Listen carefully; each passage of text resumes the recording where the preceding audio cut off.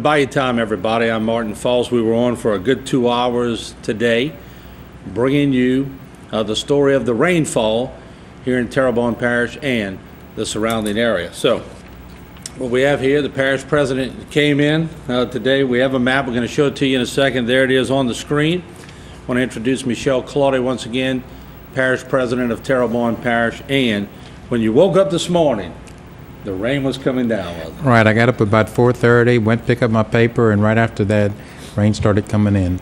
And it's been heavy all day.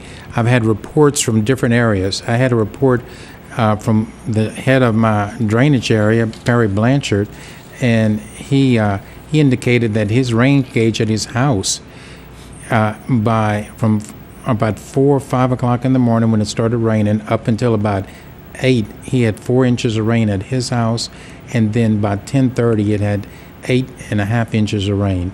In addition to that, I had reports from someone from Montague in excess of 6 inches of rain.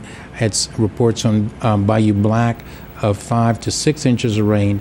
My pollution control office on St. Louis Canal gave me a report around 9 o'clock that they had 4 inches of rain around the St. Louis Canal area in the Broadmoor section. And we just were inundated. If you look at those reports that were given out of the my OEP director, Earl Hughes, it clearly shows that we had 6 to 8 inches of rain, and it has been a long day for the people in my drainage department. All right, what I want to do, Mr. Claudet, we're going to go through because this is a lot of rain. I can only recall 3 or 4 times in 26 years having a rainfall amount that high, covering it on this news desk. Now, what we'll do, let's roll some B-roll, Jay, if we can, of some of the rainfall coming in. This was North Hollywood. We had camera crews, 5 or 6 different locations. But I gotta say that the amount of rain that fell in the parish, 0 homes had water in. Is that correct? What we had places that people call. They call my office. They call the Office of Homeland Security to report the damage so we can do FEMA, and they call Public Works. Public Works, my office, HPD, none of them had reports of any home flooding at all. Now, my understanding, it's gotten in some businesses at a number of places, and where you showed along Hollywood Road, right.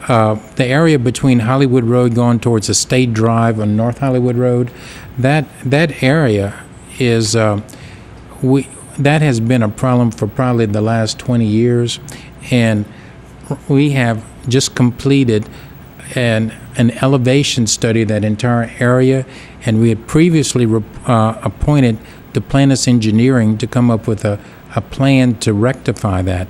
We also had a major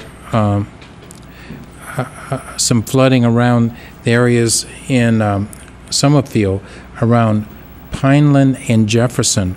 That area has been a problem area for years. We requested it be identified. They've come up with a solution, and believe it or not, the solution is very minimal. It cost about $45,000 for the culvert replacements, and that's going to get done. But we're seeing a lot of street flooding, and this is notorious. This is, I don't know if your office used to be around this area on Tunnel Boulevard, and we see this time and time again, but a lot of times in the past, we saw the water go into the home. So let me ask you, something had to go right. What went right that water did not make it? Made it into some businesses, but not homes. What went right? I think there are a number of things that helped us this time. I would like to say the drought helped us, but I know myself, I was out this weekend all over the parish, and the ground was saturated from all last week's rain. So that's not what helped us. I think given the fact that it happened during the daytime when we have our employees up and around, that truly helped because we were able to put individuals at each of the major pump stations to make certain that they were happening, and that's substantially different than if it starts at 11 o'clock at night. And so that was a major thing. I'd also like to think that a lot of the improvements we put around the parish have helped all over. And we've added pumps at various places, like on Williams, we've added a pump there. We've improved the pumps all around the area. We just looked over them for our storm season. I think that could have helped in that area. And I will say this, I think we've had enough practice with Public Works, HPD, and the whole area that we now know what the drill is. Yeah, I noticed that the information was coming out, and I got to give you a plug here. The information was quick. The police, to all police agencies, including the one you're in charge of, Houma PD, but Sheriff Vernon Bourgeois, Sheriff's Department, State Police, everybody acted fairly quickly on this one. Everybody. And I'm really pleased. We had them going from early this morning. I had a staff meeting early, and we knew that it was going to be happening, and we just told them that what needed to be done, and thankfully we got it all done. All right, let's separate the fact from the fiction so that people understand, because a lot of people don't understand, and I'm not an engineer either, but these pumps are designed to take what, at the most, 4 to 5 inches of rain? That's about as much as it can take in a 24-hour period. Right. And truly, over a couple inches of rain in a short period of time usually inundates the pumps. What we were pleased of, throughout our entire area, they had individuals indicating that the water was flowing. So our drainage arteries were clear. A lot of our normal problem areas, we had done channel improvements in it. It was at least moving. And what I was truly concerned about was whether or not there was any debris that can come in and cause major problems. We did have one of our major pump stations, one of the bar screen cleaners came off the track, and it was because of some debris that came in and hit it, like maybe a big branch or maybe some type of log in the system. But thankfully, because we had people there, we had our great owls that were there to clean off the bar screens and get us back in service.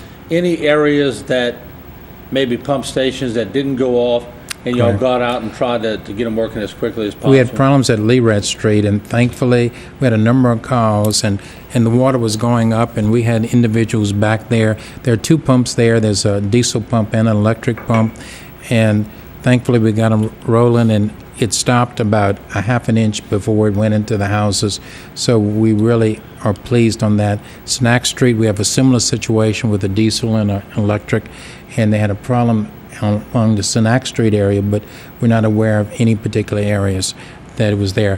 One thing I'm really pleased of, and I'm going to knock on wood on this, is I was expecting more problems in Deweyville, Bayreuth Street, Margaret Street, Barrow Street area, around where the military museum is.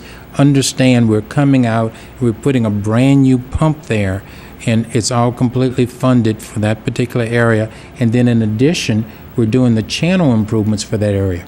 After that big rain we had a while back, people came in and indicated that there were certain areas in that drainage area that there had been drain covers that had been welded shut. We unwelded them to let the water flow through, and we've since had a couple major rains, and it's worked much more effectively. I think we have footage. We'll get Jason to give us footage of the downtown area, but in the past, Margaret Street, Greenwich, all those areas were problematic. How much more pump will you put on there when it's all said and we're going done? to have at least an additional 48-inch pump that kicks out at least 50,000 gallons per minute, on that thing. So that's good news for those people, for sure. That's going to be a major, improvement. Now, Martin, we did have flooding downtown, street flooding, and particularly the place that's always a problem is right by the courthouse annex. There's a corner right by there, Barrett and Good Street, and there's an entrance to the garage there, and it flooded in there, and it flooded the bottom part, but we also... That's close by where you're That's talking close. about. That's And- right by the CYO lot at St. Francis. Correct. But once again, like you're saying, street flooding. Focus, street flooding is okay. Streets are big ditches in a rain event. And for such a massive amount of rain, it was there. And I will say this also, after the rain stopped, it went down very, very quickly.